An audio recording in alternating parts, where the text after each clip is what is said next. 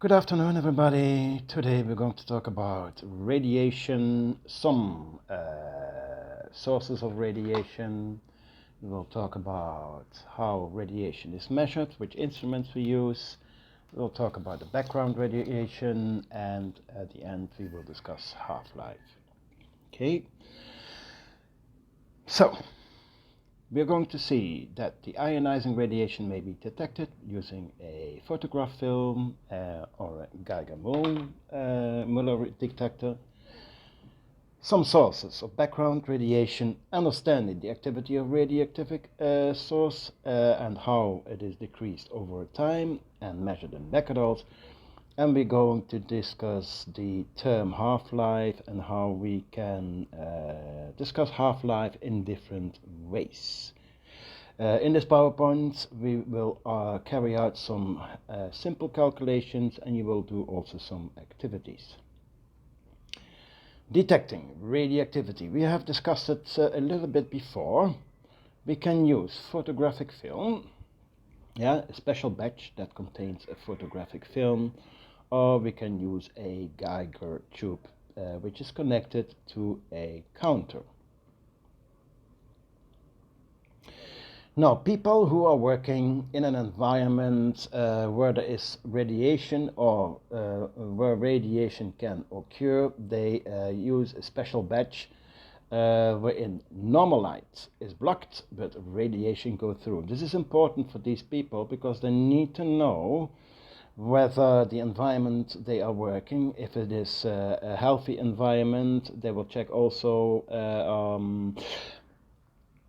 if the radiation doesn't get too high levels. So this is merely a safety measurement. Okay, so what will happen if there's radiation? The film will darken, but as I told you before, light cannot enter the batch, so it will only detect radiation.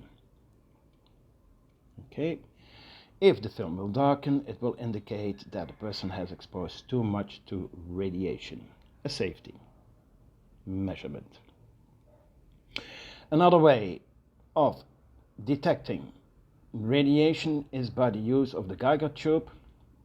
You don't need to know exactly how it works, but the Geiger tube is connected to a counter, and you might have seen maybe in movies that you will hear it tick tick tick tick tick tick tick tick tick tick tick tick tick, and when the counts are very high, that means that the radiation is very high. So, for example, when they are trying to find in a nuclear plant, or they want to try to find a leak, they use this Geiger counter to detect where there is a leak, and they will move around the building and to see this detection. Now let's talk about the activity. The activity of a radioactive source is equal to the number of decays per second, and we measure this in becquerels as measured before. Remember, in one of the other slides I explained to you that Henri Becquerel discovered the radioactivity in 1896. So 1 becquerel is equal to 1 decay per second. So let's do some activities. So 1 decay per second is 1 becquerel. So when we have a radioactive source that undergoes 72,000 decays over a period of 10 minutes. What is the average activity in becquerels? Let's see. So when you get these questions, again, pause it and try to solve the question, and then we move on. Okay?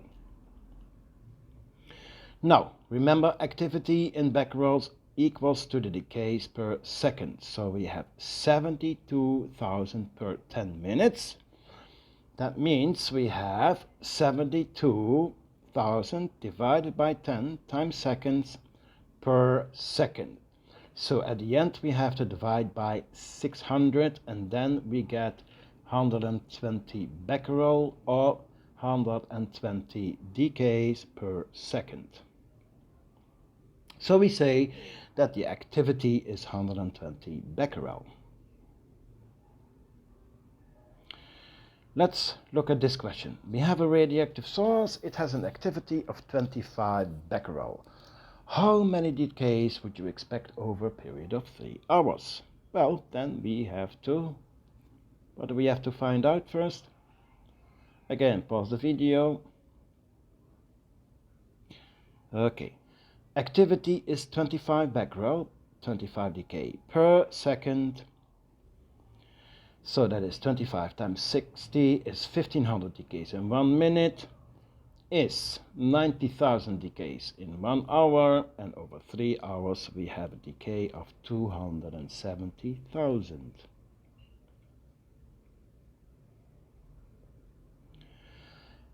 Background radiation. What is background radiation? Now, everywhere where you're sitting at the moment now, you are exposed to a certain background radiation. Radiation is coming from all different types of places.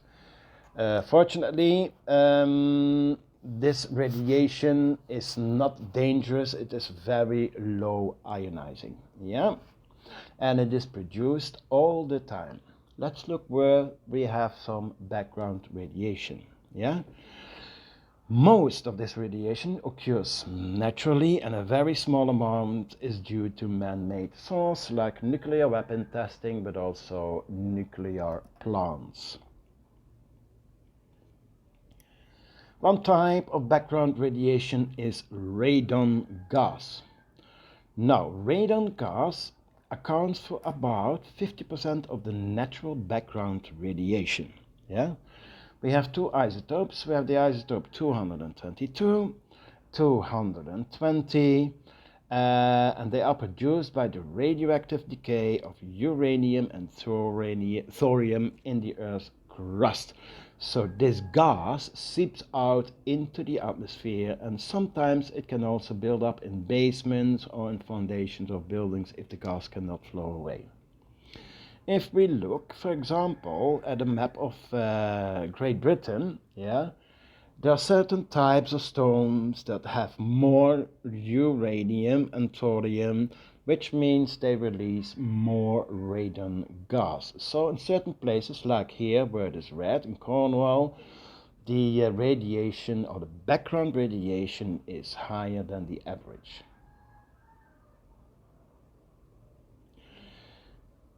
Radiation is also coming from the universe. We call them, or from the cosmos, we call them cosmic rays, yeah? And this is another form of natural background radiation produced by nuclear reactions occurring in stars and exploding stars, which we call supernova. They produce very high energy particles which continually bombard the Earth.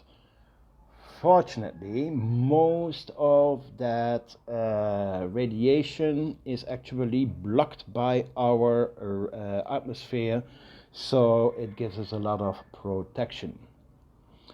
However, astronauts who are going into space, going to a space station or going to Mars or the moon, they are away from the atmosphere. They're outside the atmosphere, so that means they will be exposed with more high energy radiation. That means they have to do some safety measurements by using special suits, and there's also a way to avoid cosmic rays depending on the place where they are.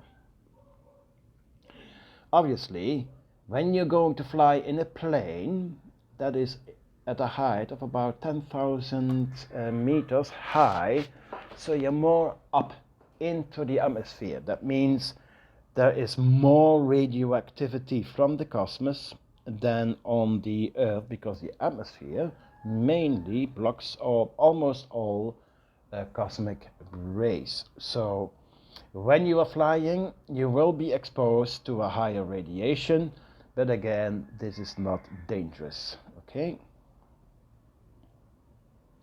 Some internal radiation. We find radiation in food. We have radiation inside our body, yeah?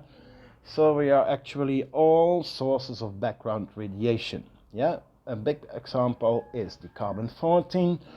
Carbon-14 is produced in the atmosphere, which is taken up by the plants. We eat animals, and at the end it ends up in our food. So we eat actually a kind of a radioactive carbon-14. This is not dangerous, and it will decay, but it will decay over a long time of period. Okay.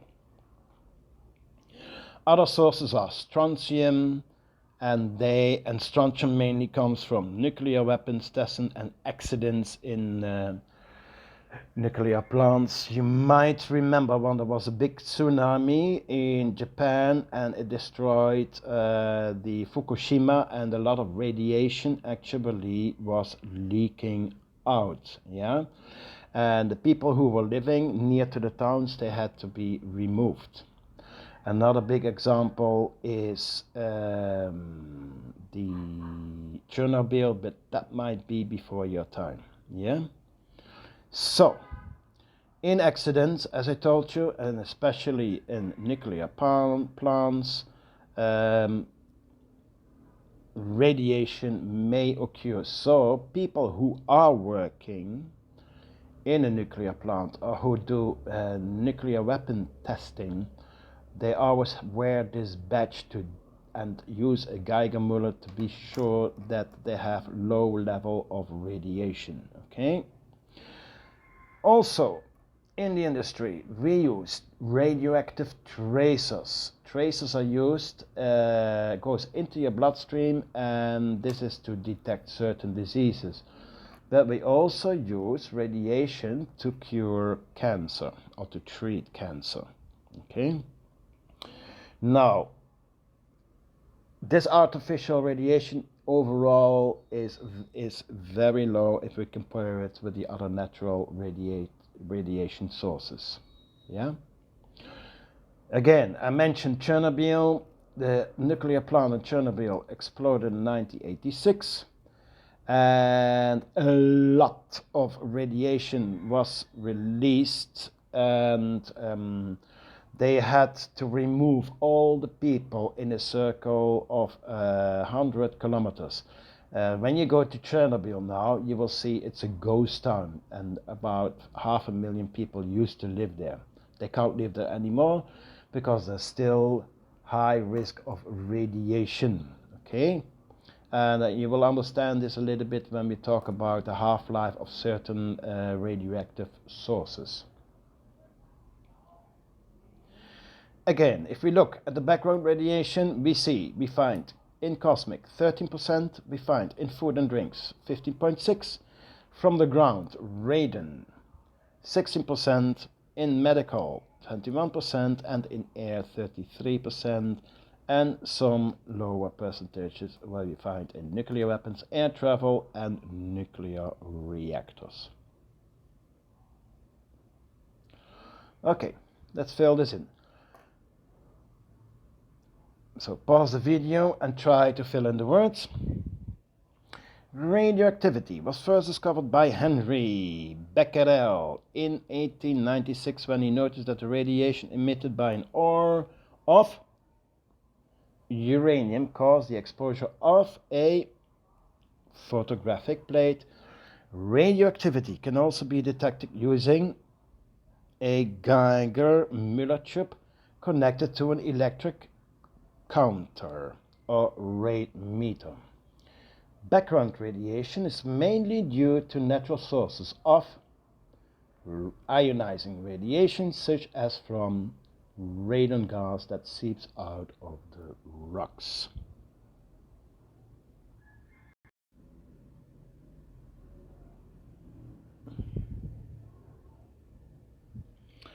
Okay.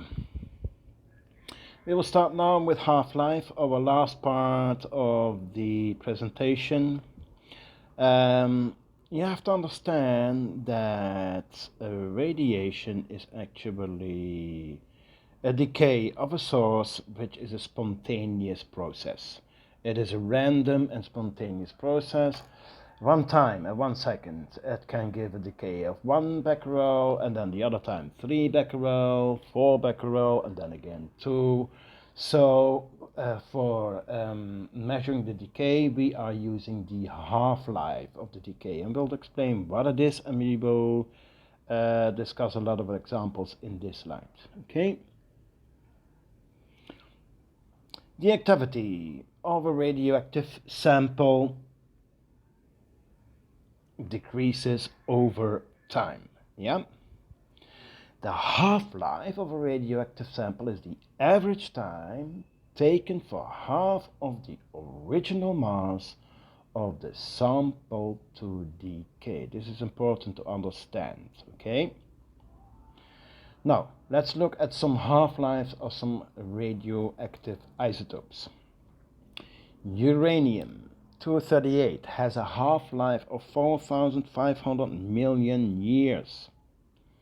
Uranium-235, 704 million years. Plutonium, 24,100 years. So there is a half-life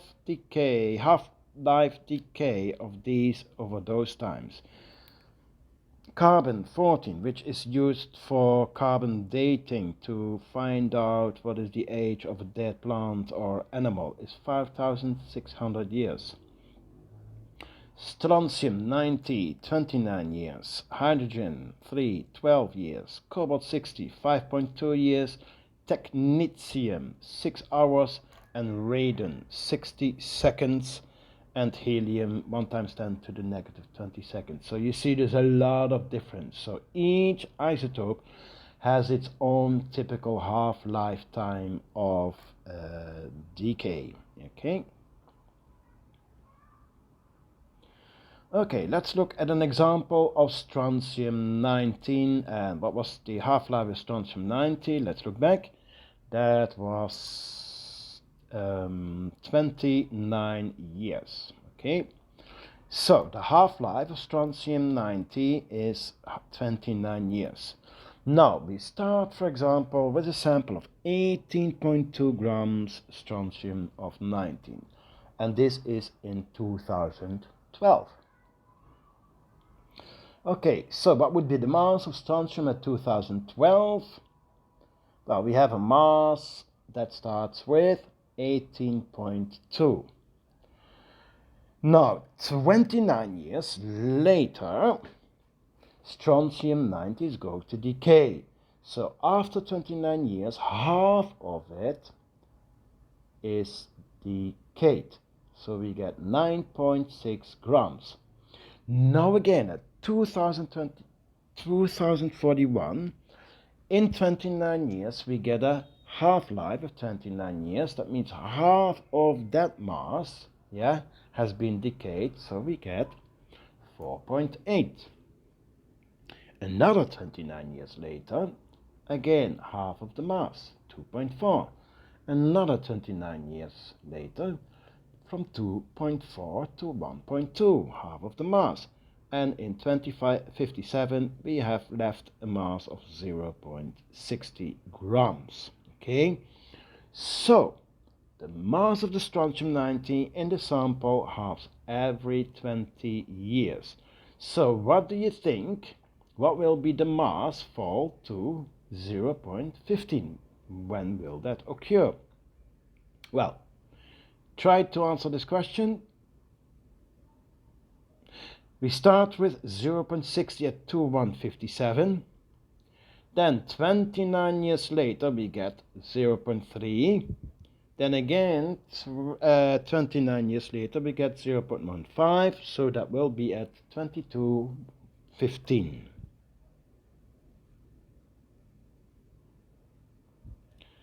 Try this question now by yourself. At 10 a.m. in the morning, a radioactive sample contains 80 grams of radioactive isotope.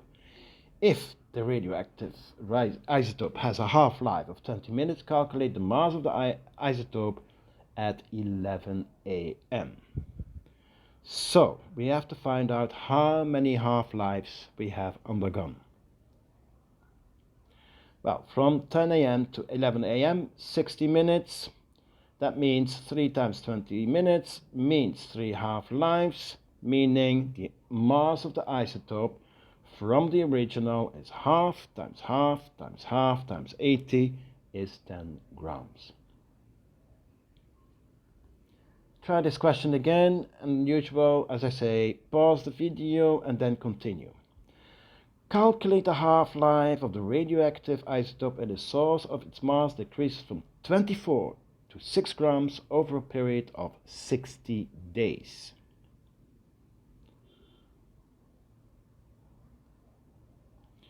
Well, we have 24 grams times half is 12 grams, one half-life. Then from 12 grams to 6 grams, another half-life, meaning there are 2 half-lives that occur in 60 days, so the half-life is 30 days. We can also determine the half-life in another way, and you have to understand both methods, okay? One way is in terms of activity of a source. Yeah, the activity of a source, the half-life of a radioactive source, is the average time taken for the activity of the source to decrease to half in its initial value. In terms of nuclei, that's another way of determining the half-life, is how a radioactive isotope changes from one into another. So the average time it takes for half of the nuclei of the isotope to decay in some other isotope. I will give you first some examples and then you have to work out some questions, okay? Let's look at an example at the decay of source Z. Source Z will decay half-life with 3 hours, and at the beginning at 9 a.m. of the source we have an activity of 16,000 becquerel, okay? Now, at 9 a.m., what would be the activity? Well, we start with 16,000. 3 hours later, half-life, so the activity has been halved to 8,000. Again, 3 hours later, we go from 8,000 to 4,000. 3 hours later, at 6 p.m., 2,000. And at 9 p.m., 1000, midnight, we get an activity of 500. Okay, so the source has lost its activity, and it's each half time that it is halved. Okay, so what do you think? What will be the activity that has fallen to 125 becquerel? Well, we go from 500 in 3 hours to 250. Then again in 3 hours from 250 to 125, so that will be at 6 a.m. The decay of an isotope X, and let's see what is going to happen when we have isotope X, which decays to isotope Y and has a half-life of 2 hours. We start at 2 p.m. with 6,400 nuclei of isotope X, and we're going to fill in. So what do you think? What would be the amount of isotope nuclei Y at 2 p.m.? Well, it's 0, yeah? Now, isotope X is going to decay, so it goes, half-life is 2 hours, so it goes from 3,200. That means 3,200 have decayed into nuclei Y. Now, then we get another decay, half-life, 3,200, meaning X goes to 1,600. So that means another 1,600 are turned into Y, so for Y we get 4,800. Next, we get 800 and we add another 800 to the Y. And at 10 p.m. we get 400 and 6,000 for Y, and for midnight we get 200 and 6,200. Small question, When will the nuclei of isotope X fall into 25? Well, we go from 200 to 100 to 50 to 25. So these are 3 half-lives, 2 hours, so that will be 6 a.m. Question 3. Again, pause the video and try to answer the question. Radioactive source has a half-life of 3 hours. At 8 a.m. it has an activity of 600 becquerel. What will be its activity at 2 p.m.? Activity at 8 a.m. is 600 becquerel. 2 p.m. is 6 hours later. That means 2 half-lives later. Therefore, the activity will halve twice. So we go from 600 to 300 to 150. So the activity at 2 p.m. is 150 becquerel.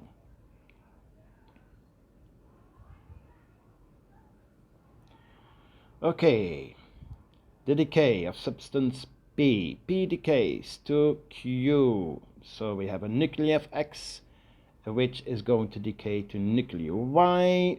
We start with 1280 and the half-life is 15 minutes. So at 9 a.m.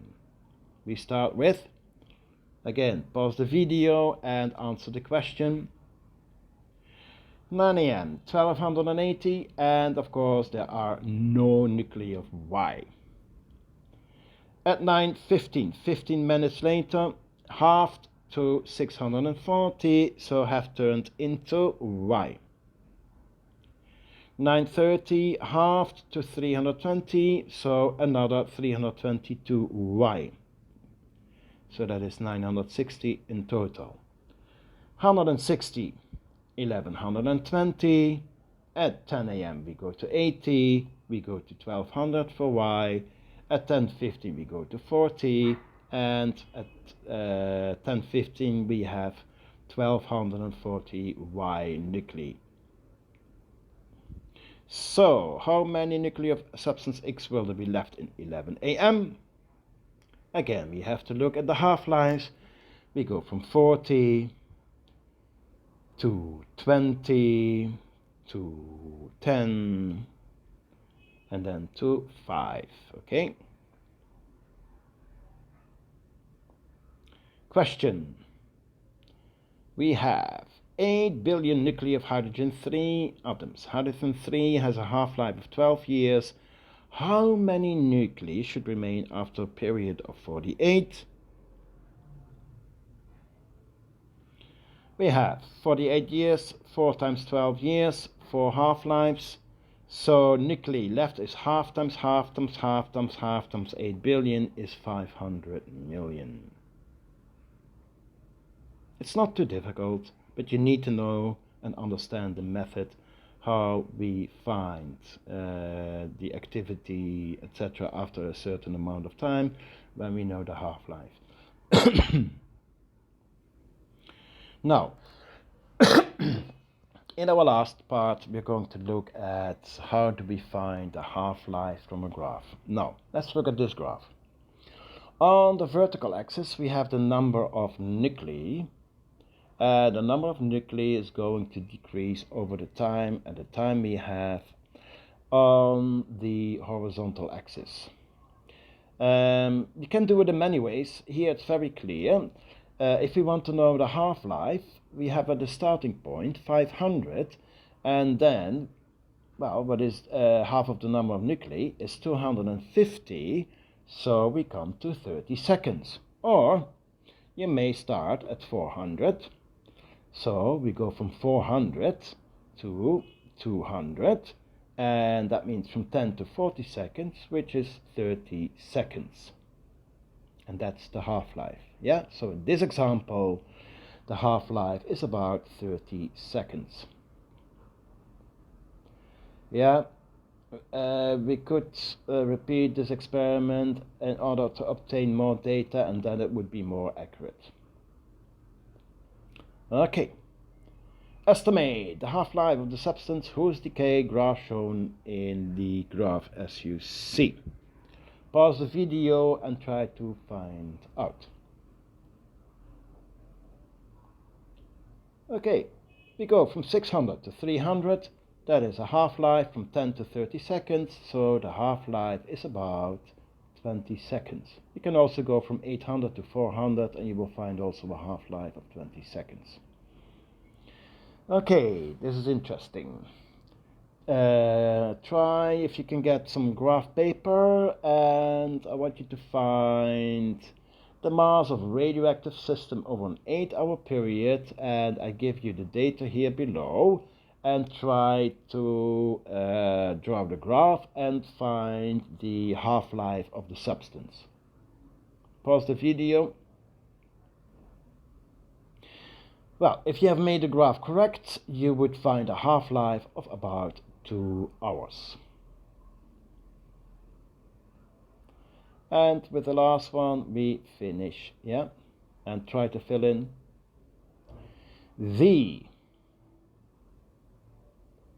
half-life of radioactive substance is the average time taken for half of the nuclei of the substance to decay. It is also equal to the average time taken for the activity of a substance to halve.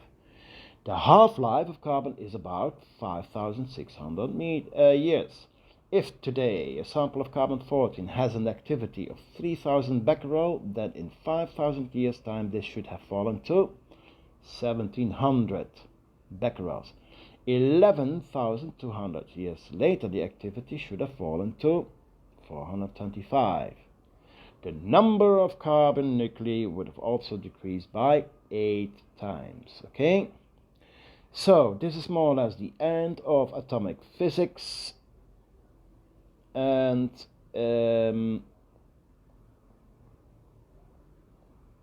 if you want to have more information you can look here. Okay, oh, there are links, sorry. Okay.